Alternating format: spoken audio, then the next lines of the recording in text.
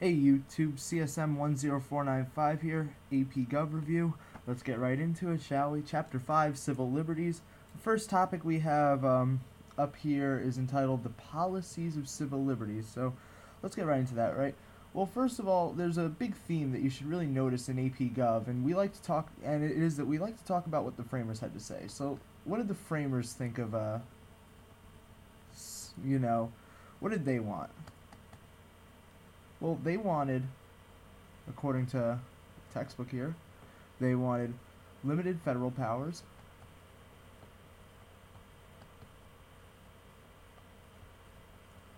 They also wanted a constitution.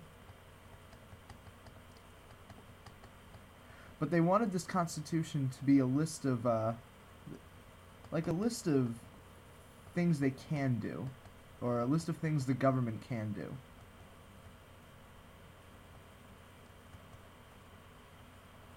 Not really a list of things that they can't do. Just keep that in mind as we continue. They also wanted, as should be kind of obvious, they wanted a Bill of Rights. Now this kind of counteracts this by being a list of things the government can't do.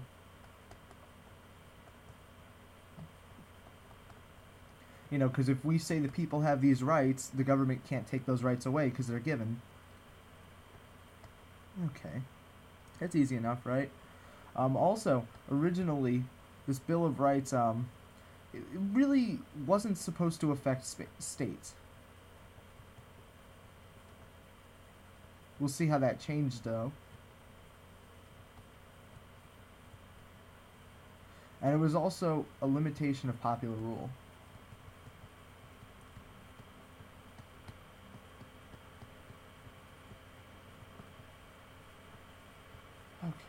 I think my handwriting may have gotten a little neater. But anyway, let me move down here.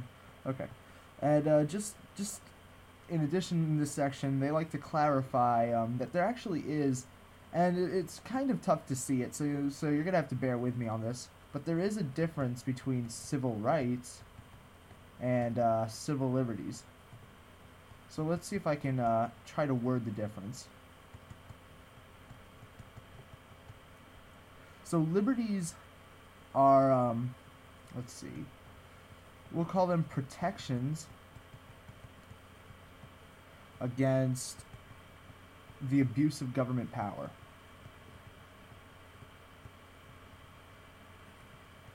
Okay, that seems easy enough. Now let's see, how can I define civil rights? Well, civil rights are, well, let's just call them protections against discrimination.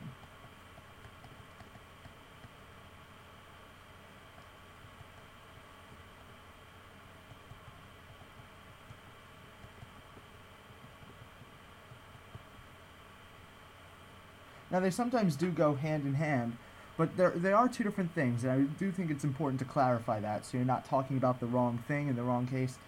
And I know that the distinction can be blurred sometimes, but just try to keep them different. Alright? Okay, anyway, next section, rights in conflict. Well, let's get into this. The Bill of Rights itself has some competing rights. Now, let me just point out one that comes to mind. And the one that comes to mind was the New York Times and the Pentagon Papers.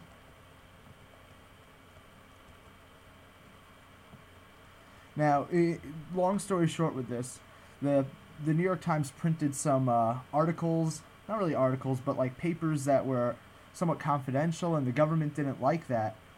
So really what it came down to was a right given called freedom of the press. And that competed with the government idea of common defense. They thought that it was a safety concern for them to release this, but at the same time, they were allowed to release it because freedom of the press. They can, release what they want. So when else do these rights conflicts become extremely obvious? Well, let's see. I think that war is usually like results in restrictions.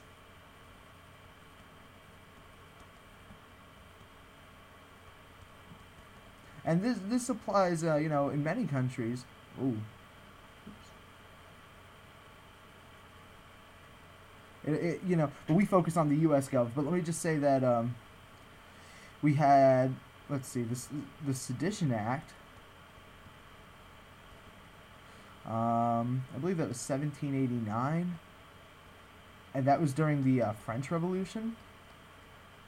So restrictions are being placed during war, and a good one in the U.S. was let me just say McCarthy. And he was pushing for people who were accused to be communists in the United States to be thrown in jail. Communists to be thrown in jail.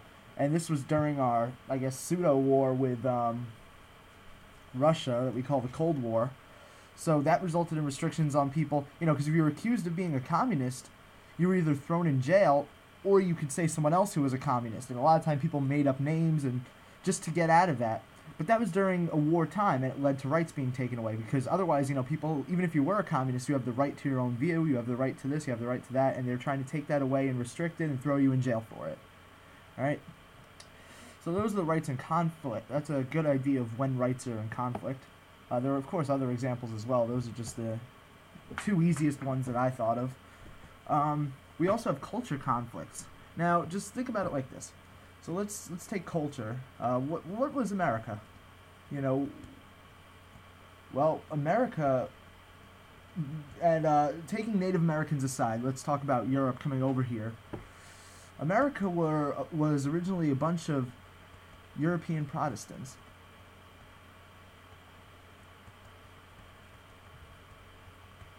And that was the only culture at first. But then, freedom of religion.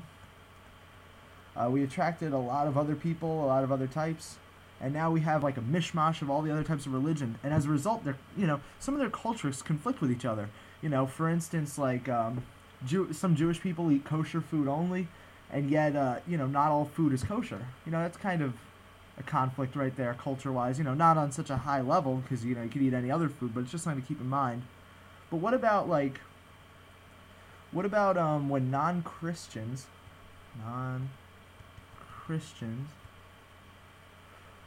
what if they're offended by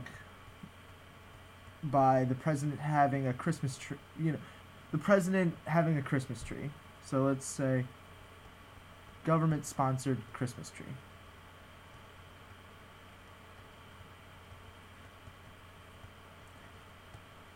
Okay.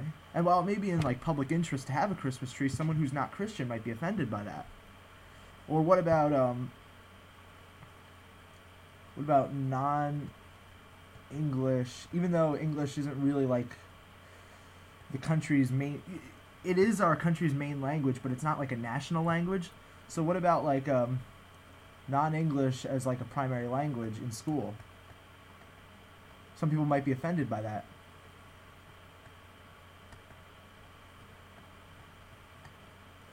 Or hey, even further, how about a more maybe closer to home example? The Boy Scouts of America.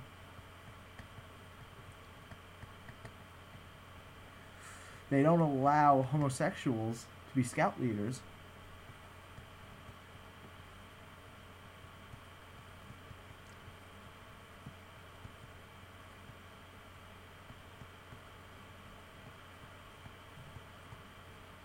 So really, we do, there is a big culture gap that occurs in this country. And luckily, we're usually able to work them out. We haven't really had many culture wars occur just in this country alone. Because I guess we're more built to understand differences. And that's a good thing. It's a really good thing. Over time, we're a lot more accepting of differences. And that's definitely a positive. So anyway, I think that's good enough for culture conflicts. Get away. Okay. So applying the Bill of Rights to the states, and I have this word incorporation here. We'll get to a formal definition of that in a moment. So originally, as I said earlier, the Bill of Rights applied only to the federal government. So Bill of Rights applied to federal government.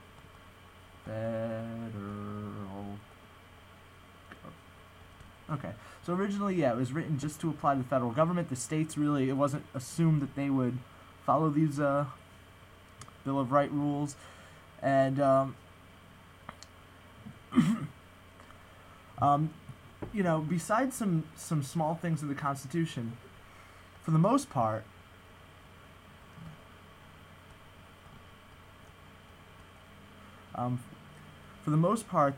the Constitution really didn't say what a state could do, so there weren't many limitations on the state power. T-H-E-R, yeah, that's right. Weren't many limits on state power. Okay, that makes sense. And so some changes began to occur. So we had, post-Civil War,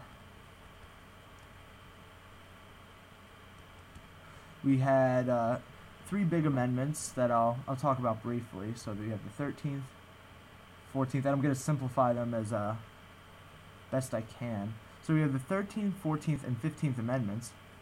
The 13th Amendment, you know, in layman's terms, it prohibits slavery.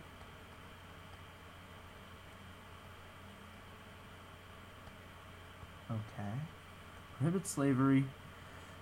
It also, the 14th Amendment says that anyone born in the U.S. is a citizen. Born or naturalized in the U.S. is a citizen.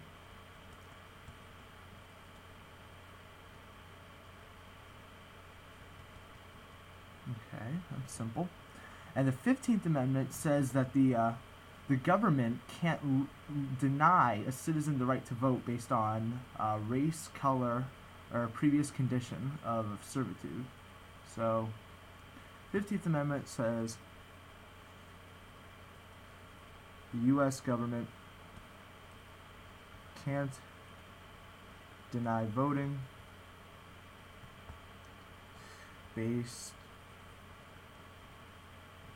on race, color, or previous servitude.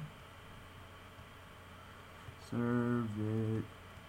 Ooh, my spelling got a little better, I think. So yeah. So those are the 13th, 14th, and 15th Amendments. I just thought it was a good idea to throw in these things. But let me go a little bit more in depth on the 14th Amendment. You know, because these are very layman's terms. Let's just go in a little bit in depth. So 14th Amendment, excuse me, had two critical clauses. We had due process and equal protection.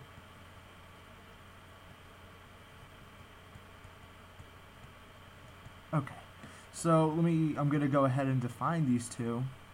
The due process said that everyone would have fair treatment through the judicial system. So, fair, you know, you have a right to a lawyer, everyone has the same chance at a, you know, different jury and all of that. Fair treatment through judicial system. Okay. And equal protection says that everyone has the same access to laws and courts. You know, equal, so let's say equal access to laws and courts. So everyone, the same, laws apply to everyone regardless of, you know, your standing. Laws and courts. Okay. So, I'm almost out of space, so let's finish this up. So, in 1897, they began to use these clauses to apply to the state governments. So,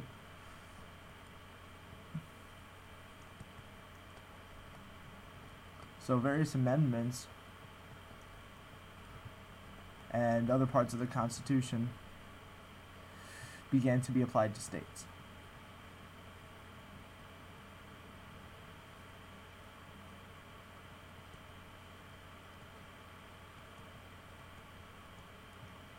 And this process is defined as, you guessed it, incorporation. Now, it's just important to point out that this is really the application of some rights to states, but not necessarily all. There were still some rights that weren't fully applied to the states, and they called these fundamental, the ones that were applied. But there's no real clear answer as to which of these laws, rules, rights were fundamental. And it's also important to note that newly created rights, new amendments, are basically automatically incorporated, meaning they're automatically assumed to be applicable to the state governments. So that's just important to note. Let's move down. Interpreting and applying the First Amendment. So there was this original view called the Blackstone view.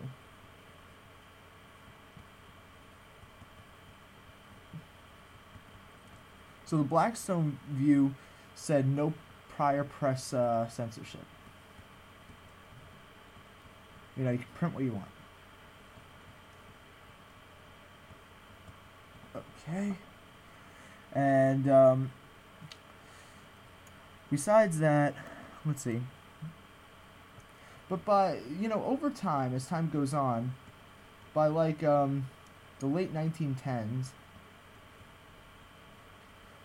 Congress began to define limits on expression.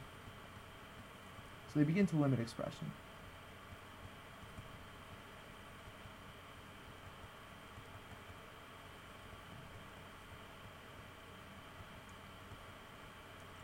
And they basically say, there are a couple things that they list here. Things that you can't do, so can't do's, which is, against what the founders had originally wanted. They wanted a list of do's, not a list of can't do's.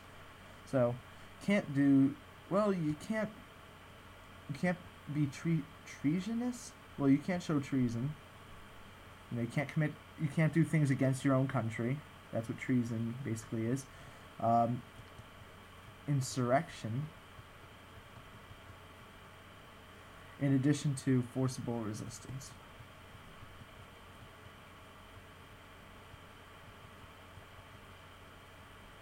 And this idea was upheld in the Schenck versus U.S. court case. Now, I'm sure you're wondering, what the hell's that court case? Well, it was basically speech. This was during the draft. So I'm just gonna have a little brief thing about this. Long story short with it was, speech against the draft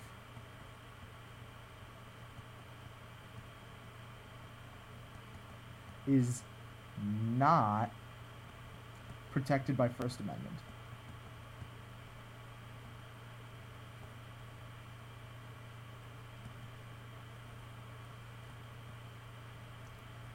Okay.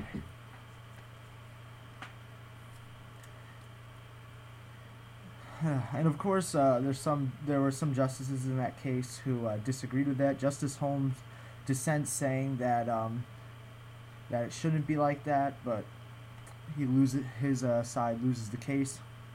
And this is also shown in the Gitlow case, which elicits fundamental personal rights. Now, Gitlow, I'm not going to write it down because I think Schenck is a good enough example. Gitlow was a socialist, and he had socialist ideology, and he was telling people about it, and the government didn't like that. They didn't, they were against that. So, in the end, the case elicits fundamental personal rights that people have. So anyway, to continue,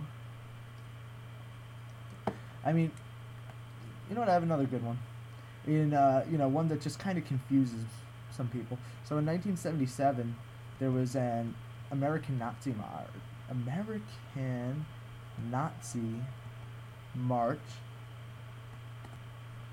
and some people were like, "Oh, that's terrible. They can't be allowed to do that, say that, and all these things." But you know what? They found that it was completely lawful. Now, why you might ask, why can they do that? Well, they found that hate speech, I'll put that in quotes, is allowed, but not, and not with capital letters, not hate crimes. So you can say what you want as long as you're not going to act on it, I guess.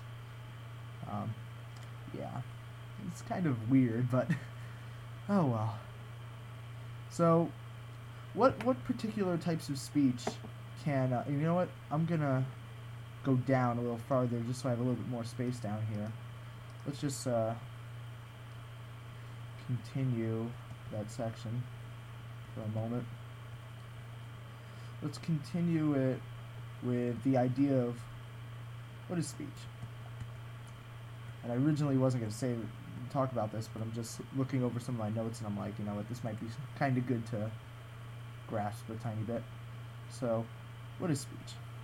Well, the important thing from this tangent is that some types of speech are not fully protected by the First Amendment.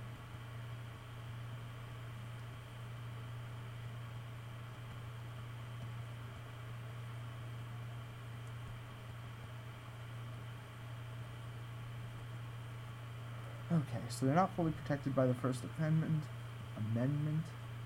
And I'm going to list them really quick and do a basic definition of each. So libel is not defended. And libel is a written statement defaming someone falsely. Yeah. Written statement defaming another falsely. Okay.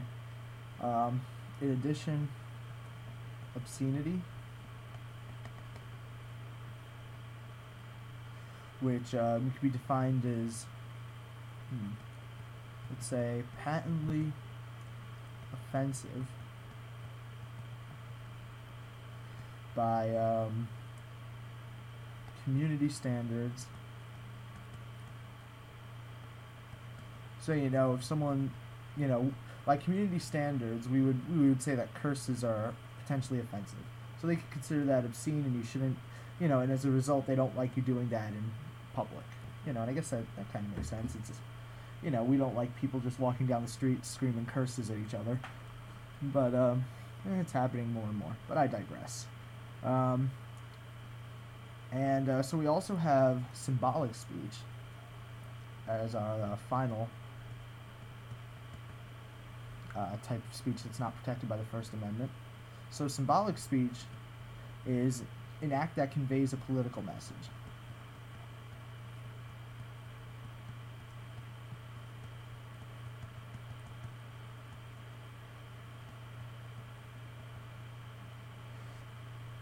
So, I guess a good example would be draft card burning. Because you're showing that, you're not going to do what your country's asking. Burning. Alright, that's easy enough. And this type of thing is not generally protected, just to go on a little bit about symbolic. So it's not generally protected. But one thing that is protected is flag burning.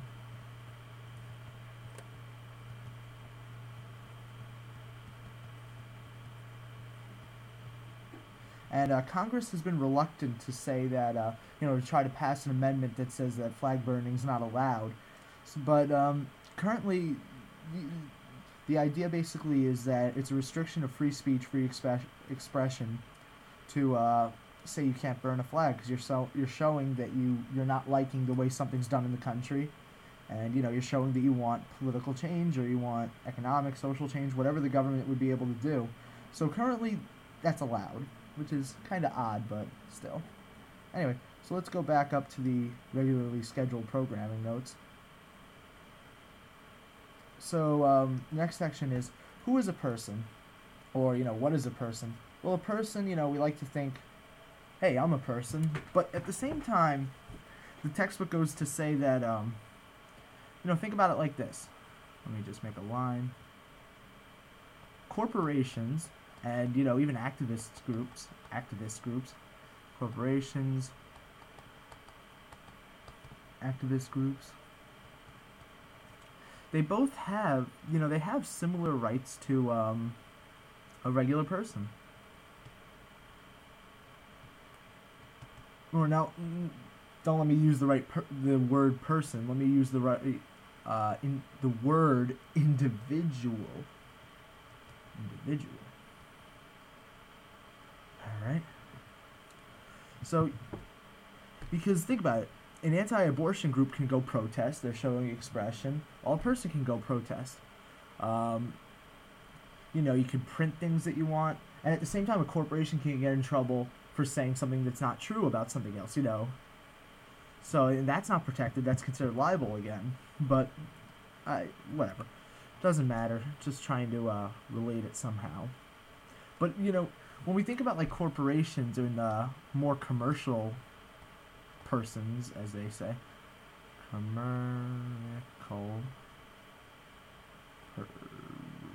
am I saying? So when we think about more commercial things, there are a lot more restrictions. And kind of a good one that I came up with is just look at tobacco. They can't have a label that just says smoking's good for you.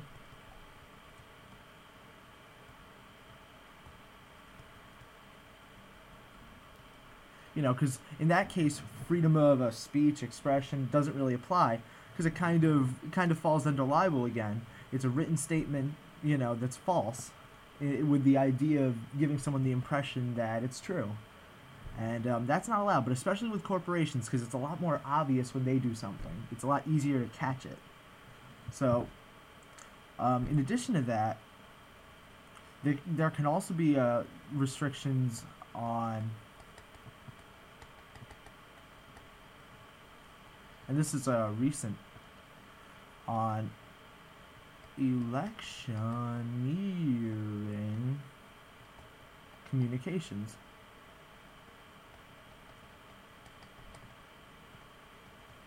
Now, electioneering communications, that's like when the a group supporting a presidential candidate calls you up on the phone and says, hey, vote for Obama because he's so great. Technically, there's some restrictions in some areas where they can't do that within 60 days of the election. So my point from that is, isn't that restricting the freedom of expression?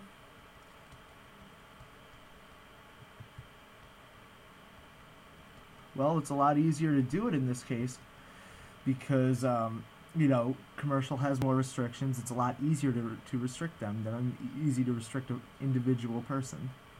Okay, so it's good to have that little distinction there. But keep in mind, the point of this section is that corporations and commercial groups and all different types of groups in general have similar rights to individuals, and yet they can be limited a lot more easily.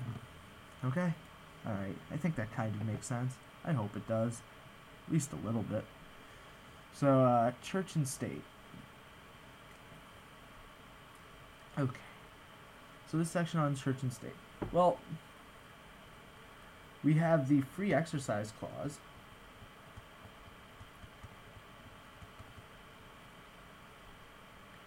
And I spelled clause wrong. Free exercise clause, which says no state interference on religion.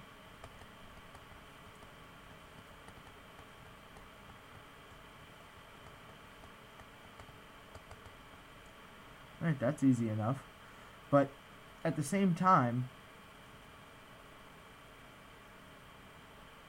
you can't, while it says there's no state interference, a certain religious view can't give you the right to do something illegal.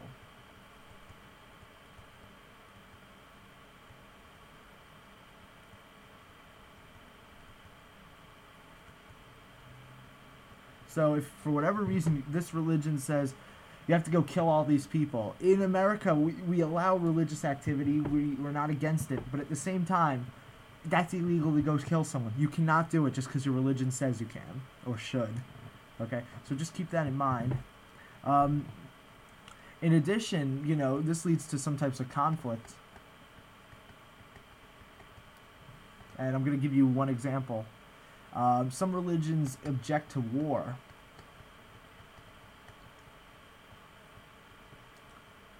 But you get drafted. So this is a conflict, You're being told you have to go to war, but at the same time your religion says, no, you're not allowed to fight, you're a pacifist. So that can lead to conflict. So, church and state, it kind of, sometimes they do have to interact, but they try not to. In addition, we also have the Establishment Clause.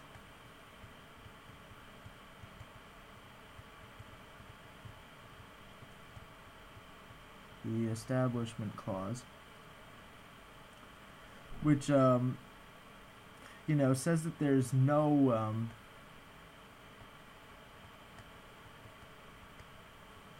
official religion of the United States.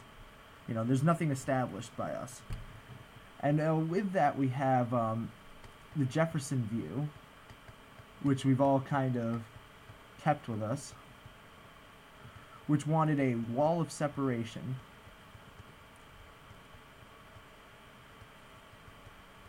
I definitely spelled that wrong.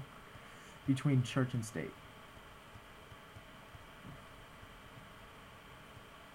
So that's kind of where we get the separation of church and state. That sentence, or separation of church and state. That phrase actually isn't in the Constitution. It's from Jefferson, but it is, the idea of it is passed down over the years, and that is how the Constitution is somewhat interpreted. So that's really important, because this wall of separation carries down in let's see. A good example of this was in 1947. There was a case in New Jersey where people wanted to be reimbursed. Private school parents wanted to be reimbursed for transportation. Those parents.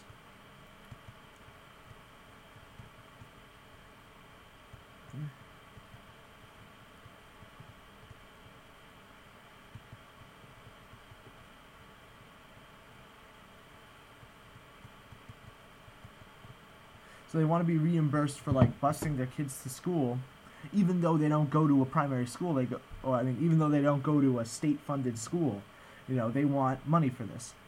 And so the court says, they say that the First Amendment applies to states.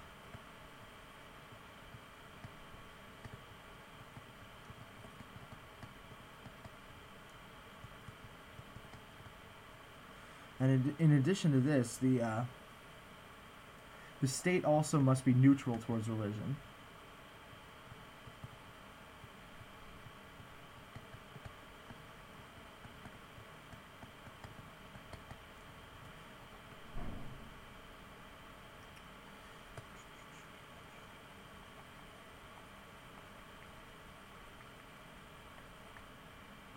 Okay. And later, certain decisions would be struck down. The courts also would say later that, not in the same case, but can't have school prayer.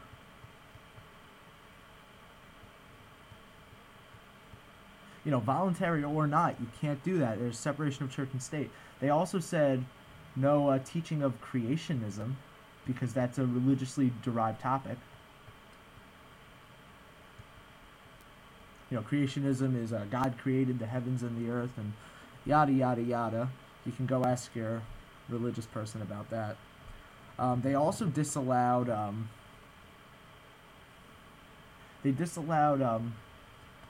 funding to religious schools for teaching materials, because they don't want it to indirectly fund Bibles. That's kind of thought process. And so there's, oh my god, I hate how I'm running out of space. Okay, so They came up with a three-part test for constitutional aid.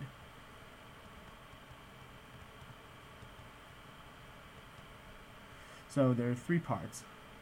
First part, it has a secular purpose, so there must be a secular purpose. So non-religious purpose, that means. The second one is that it doesn't advance or inhibit any religion.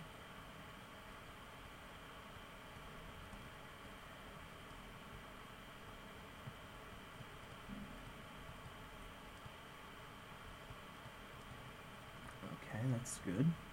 And it also involves no excessive government entanglement. So no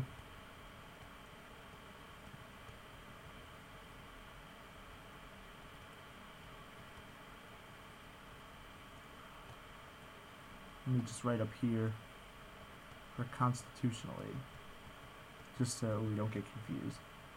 Alright, so that's a three-part test. And the courts, let me just point out, in addition to this, the courts have really created a lot of uncertainty, because a lot of times government, local governments still pay for like nativity scenes, menorahs, Christmas trees, on lawns of village greens and whatnot. And those are religious, aren't they? And in addition, think about we have "In God We Trust" on our currency, in our in other government-related speakings and whatnot, we have the word God all the time, and this is really a deep division and confusion among the members of the court. Views on these things can change, every once in a while as a result. So, final topic. I'm gonna try to move it up on the fly here. That'd be great. Cool. I'm so happy now. Okay, so crime in the due process. Now I'm just gonna warn that there's a good amount more in this chapter that I'm gonna cover, because a lot of it I think is a little bit unnecessary, and really I don't think it would come up on the AP. You can go look it up if you want. But let me do the parts that I think are more important for right now. Let's talk about the exclusionary rule.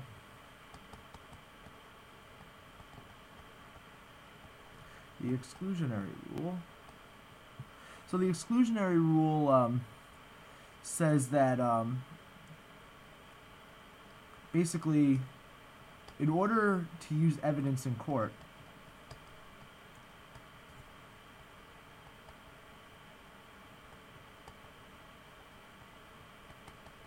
it must be properly obtained.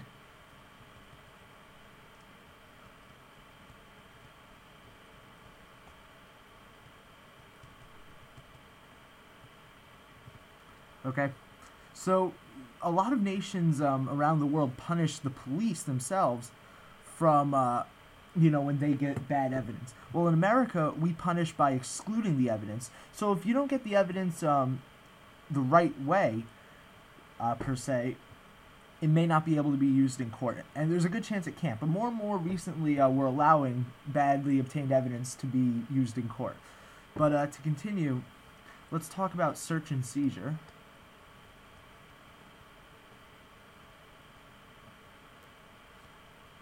So when is it reasonable to search an individual?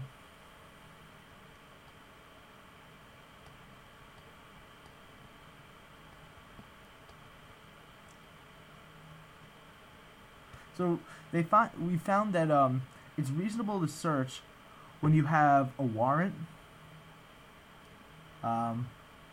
given by a judge or other person along those lines. And that warrant has to be given because of probable cause.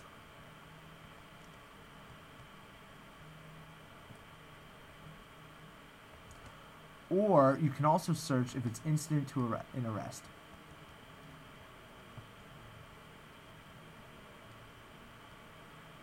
Okay? So, what does this mean, incident to an arrest? Well, if you're arresting someone, you can also search the individual. So this is, if you're arresting someone, you can search the individual you're arresting. You can search in plain view. So if you're arresting in this room, you can look around the room, briefly, not too in depth, and you can take anything that you see there as evidence. And also anything under the control of the individual. So anything in his pockets. Or if he has a book bag on, anything in the book bag. Okay? So what about if I'm driving? Uh-oh, we're running low on space here. So what if I'm driving? Well, this answer changes kind of often. Let's go far back. Let's say in 1979, courts ruled that you cannot search a suitcase inside of a car. So you can't search suitcase in car of arrested person. Okay, because it's not really in plain sight. But, wait a minute. Hold on. But wait, in 1981, the court said you cannot search a closed, opaque container either.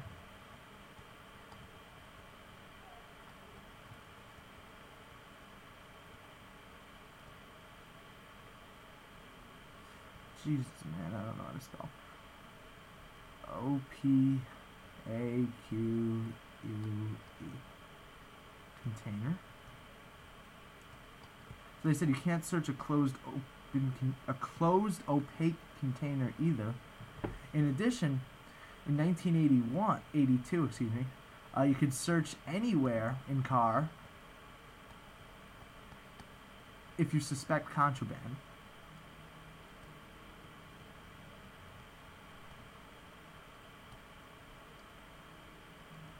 So the interesting thing is a cop can always say that he suspected you might have had, I don't know, weed on you. And that's why he was able to search your whole car.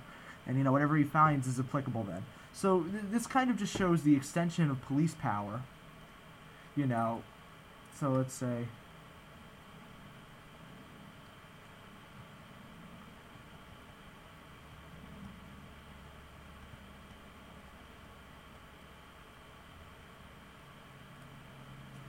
And those are the yearly ones. But in addition, they can also search the things you're carrying in the car. Because it's in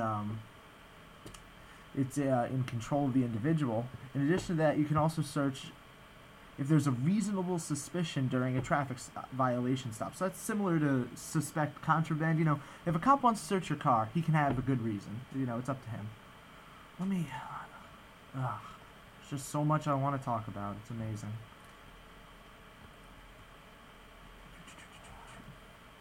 I'm sorry. Next time I'll make this a lot neater. Okay. So let's also talk about... there's also a constitutional ban on torture and other third-degree tactics.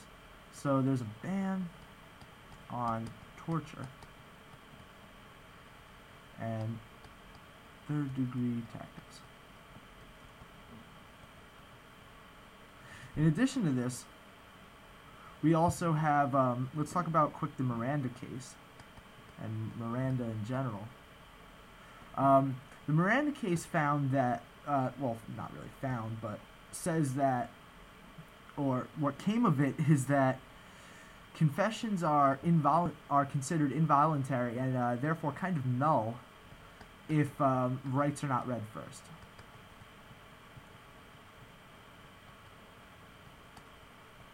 So they have to really say that you have the right to remain silent. Anything you say can and will be used against you. Unless we call them now the Miranda rights are read.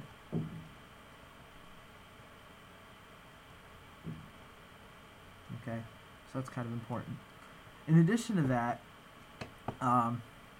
there are also other applications of Miranda. You have the right to a lawyer. You can also say you can nullify confessions that when you don't have a lawyer. So if you confess but you didn't have a lawyer, you can say that that's not applicable anymore.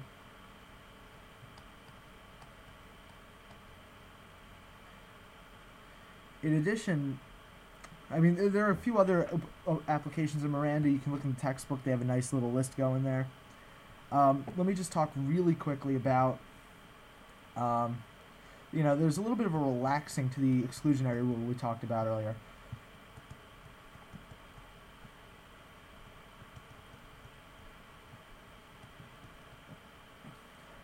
Okay.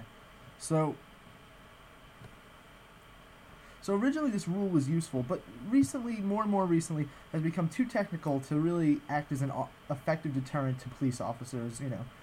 So courts have adopted like a second position. They're allowing exceptions to the exclusionary rule. So exceptions to, let's just call it exclusionary rule ER. Okay.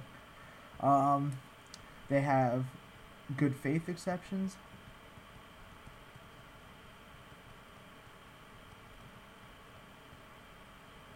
Public safety exceptions. And inevitable discovery. Inevitable discovery to me is the most interesting because the whole idea behind it is a police officer can basically say, yeah, but I was going to look there. I would have eventually had a warrant. It's inevitable that I would have found this evidence. So now I found it a little earlier. I know I found it wrong, but it proves that this guy did this. So let's use it. And, you know, that's so things like that are allowing more and more often evidence to be used that wasn't properly obtained. So anyway, there's some other things in the chapter that I don't think are that important in terms of the AP. They're cool things. You can go look at it. It's really the whole section on terrorism and civil liberties. You can look at it. Just basically, I'll say kind of a big thing you might want to know is the Patriot Act, which allows telephone and internet taps, voicemail seizure. That was after 9/11, so the government can get more information. That's the Patriot Act. That's really... There's some other things you can go look at it yourself if you're interested, or, you know, if you think it might come up. I don't think it will. So anyway, CSM 10495. See you in the next video. Bye-bye.